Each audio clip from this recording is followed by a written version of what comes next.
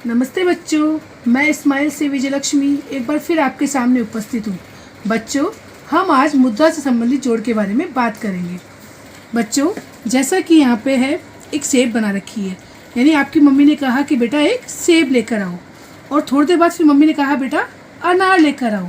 तो आप दोनों चीज़ें लाने के लिए आपको कितने रुपए की आवश्यकता है, ये हम किस तरह द्वारा पता करेंगे?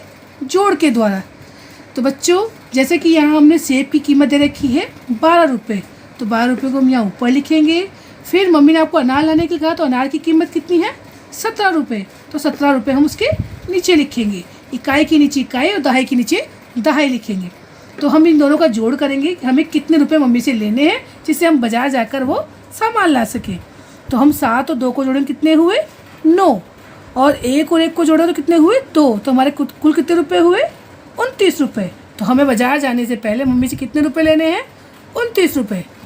तो बच्चों, कुछ इससे संबंधित सवाल यहाँ दे रखे हैं, जैसे दूध हमारा कितने रुपए का आया? 26 रुपये का, और ब्रेड कितने का आया? 18 रुपये का।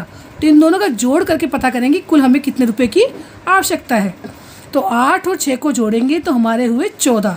14 की 4 हासिल लगी ऊपर 1, यानी इकाई यहाँ दहाई ऊपर चली जाएगी दूसरी संख्या के ऊपर। तो 2 और 1 को जोड़ेंगे 3, और इसको निचली संख्या को जोड़ेंगे 4, तो हमारे कितने हुए? 44 रुपये। इसी प्रकार यहाँ कुछ और सवाल दे रखे हैं जो आपको हल करने हैं। इसी प्रकार नीचे कुछ प्रश्न इस प्रकार भी हैं जिनमें आपको पैसे और रुपए दोनों दे रखे हैं।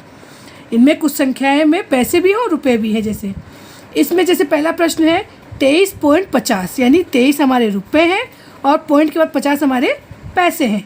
ऐसे ही नीचे वाली संख्या में 11 हमारे रुपए हैं और पॉइंट के बाद वाली संख्या हमारे, बिंदु के बाद वाली संख्या क्या है? हमारे पैसे। तो हम इसको कैसे जोड़ेंगे?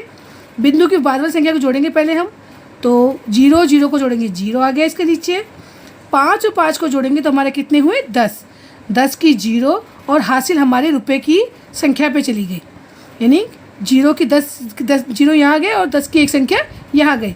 3 में 1 जोड़ा तो 4, और 4 में नीचे वाली संख्या 1 को जोड़ा तो 5।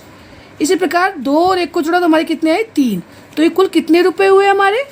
पॉइंट के बाद कोई संख्या पैसे नहीं है, मतलब हमारे पॉइंट के बाद 0 है, तो हमारे कितने हुए? टोटल 35 रुपये।